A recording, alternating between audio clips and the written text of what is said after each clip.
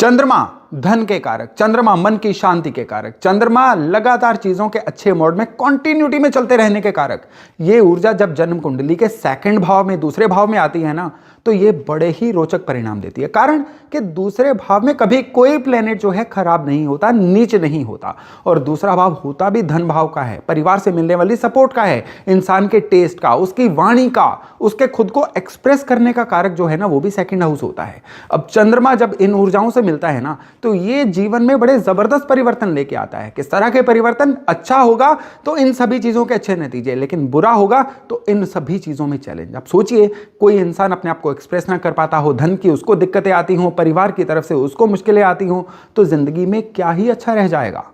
तो ये चंद्रमा जो है ना, इसको समझना, इसको सही रखना बहुत जरूरी है। और आज का वीडियो आपकी पूरी सहायता करने वाला है इस चंद्रमा को समझने में, और उन उपायों की भी ये वीडियो चर्चा करेगा जिससे आप इस चंद्रमा को सही रख सकते हैं। नमस्ते, मेरा नाम है योगेश शर्मा। दूसरा भाव जो है ना, यहाँ पे नेचुरल ऊर्जा रहती है बृहस्पति की, यहाँ पे नेचुरल ऊर्जा शुक्र की भी होती है। और चंद्रमा क्योंकि सेकंड राशि में, वृष राशि में उच्च के होते हैं, तो चंद्रमा की भी यहाँ पे नेचुरल ऊर्जा रहती है। तो चंद्रमा उस घर में जहां पे चंद्रमा की खुद की नेचुरल ऊर्जा है ना, पहली बात तो बड़ा कंफर्टेबल महसूस करते हैं। जैसा मैंने आपको बताया कि चंद्रमा जो है ये धन के भी कारक हैं, आपको अवेलेबल करेंसी के, रोजमर्रा के जो आपको इनकम होती है ना, उसके भी कारक होते हैं। तो सेकंड हाउस वाले जो चंद्रमा वाले लोग होते हैं ना, यानी जिनके बर्थ चार्ट में दूसरे घर में चंद्रमा होता है, उनके ना नेचर में एक चीज बड़ी कॉमन देखी गई है कि ये लोग जो है ना, ये पैसे से ही मोटिवेट होते हैं। हर इंसान जो है ना, कोई इंसान डर से मोटिवेट होता है, कोई इंसान खुद को लिए चैलेंज से मोटिवेट होता है, कोई अपनी गुडविल नाम चमकाने के लिए मोटिवेट होता है, लेकिन दूसरे घर के चंद्रमा वालों को मोटिवेट करना हो ना, तो उनको हमेशा धन संबंधित टारगेट रखने चाहिए। धन का जो टारगेट रहता है ना, ये इन लोगों को बहुत ऊर्जित भी करता है, मोटिवेट भी करता है, इंस्पायर भी करता है, और अपने टारगेट को पूरा करने में मदद भी करता है। लेकिन दूसरे घर, क्योंकि चंद्रमा घटता बढ़ता रहता है, रोज चंद्रमा का एक साइज तो होता नहीं है, और वही एट्रीब्यूट इनको धन के भाव में दिखता भी है कि इनके मनी मैटर्स जो है ना, ये फ्लक्चुएट होते रहते हैं।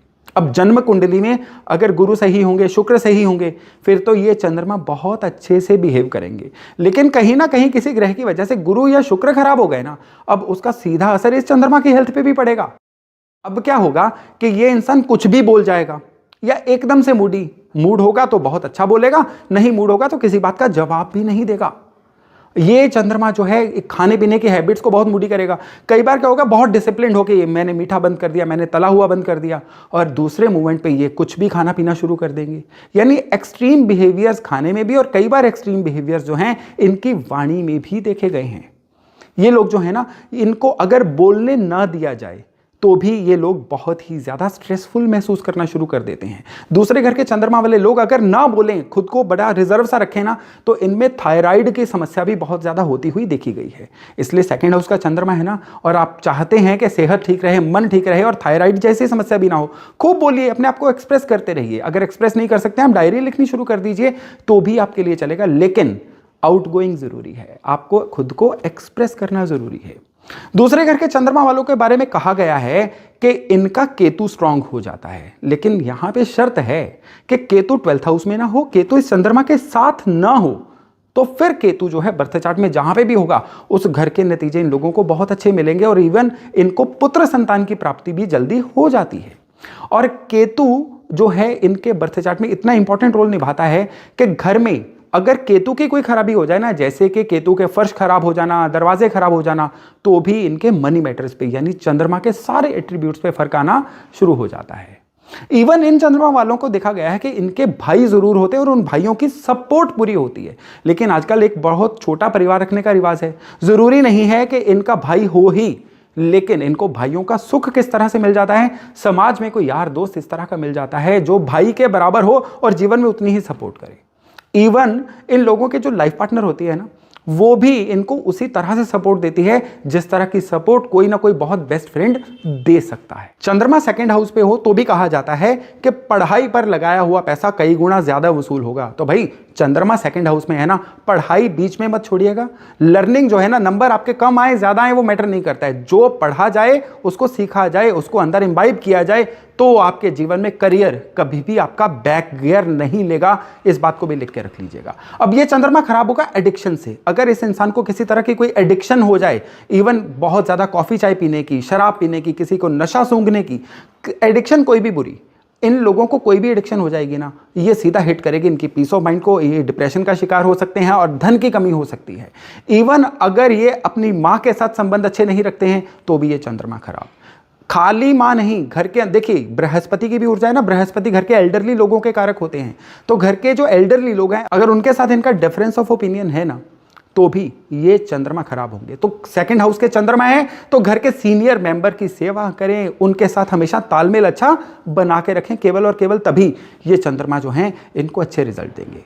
अब चंद्रमा सेकंड हाउस में है, इंसान को कहीं ना कहीं धन की दिक्कत आ रही है, इंसान को पुत्र संतान नहीं हो रही है, वो चाहता है हो लेकिन हो नहीं रही है, या उसको सामाजिक कोई साथ नहीं मिल रहा है, वाणी जो है गड़बड़ा रही है, या वो अपनी ईटिंग ड्रिंकिंग या फूड हैबिट्स को कंट्रोल नहीं कर पा रहा है, या किसी भी तरह से उसको एंग्जाइटी हो रही है, तो क्या किया जाए?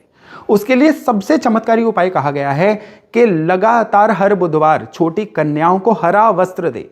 ये उपाय जो है कम से कम 6 महीने करना चाहिए और हर बुधवार करना चाहिए। ये 9 साल से छोटी कन्याएं हों तो बहुत बेहतर रहता है। यहाँ पे एक परहेज भी कहा गया है कि घर के अंदर शंख ना बजाएं, घर के अंदर जो है पूजा पाठ के समय वो घंटियां वगैरह ना बजाएं, ढोल की मृदंग, घर में म्यूजिकल इंस्ट्रूमेंट जो है वो बजा के पाठ ना करें, तो ये चंद्रमा जो हैं ये बहुत अच्छे रहते हैं। चंद्रमा सेकंड हाउस में हो और आपको धन का लाभ जो है वो चाहिए ना, केसर का तिलक रोज माथे पे लगाइए। और इवन एक सबसे बढ़िया उपाय यहाँ पे चंद्रमा का क्या होता है कि एक रनिंग हॉर्स का स्टैचू लेके ना, जैसे एक जंपिंग हॉर्स होता है वो स्टैचू भी ले सकते हैं आप। ये स्टैचू किसी भी मटेरियल का बना हो, इसको घर के ड्राइंग रूम में रख दीजिए या घर के नॉर्थ वेस्ट में रख दीजिए। ये चंद्रमा एकदम से आपको पॉजिटिव रिजल्ट देना शुरू कर देता है। लेकिन ये घोड़ा जो है ना स्टैचू, ये सफेद कलर का होना चाहिए। उसका कारण क्या है? घोड़ा एस्ट्रोलॉजी में चंद्रमा से जोड़ा गया है और सफेद रंग भी चंद्रमा का है। और नॉर्थ वेस्ट एरिया, ये सेकंड हाउस का एरिया जहां पे चंद्रमा की आज हम बात कर रहे हैं वो है। तो ये जो पूरा कॉम्बिनेशन है ना, ये पूरा तर्क संगत है चंद्रमा का उपाय करने के लिए। तो ये चंद्रमा के उपाय जो है ना, आपके ना केवल चंद्रमा को बैलेंस करेंगे बल्कि इस चंद्रमा की वजह से जीवन में आपको लेवल नेक्स्ट पे भी लेके जाएंगे। तो दोस्तों, चंद्रमा की सीरीज चल रही है। पिछले वीडियो में हमने चंद्रमा लग्न की चर्चा की थी, आज हम चर्चा कर रहे हैं चंद्रमा सेकंड हाउस की। बहुत ही जल्द मैं आपके लिए विवरण लेके आऊंगा।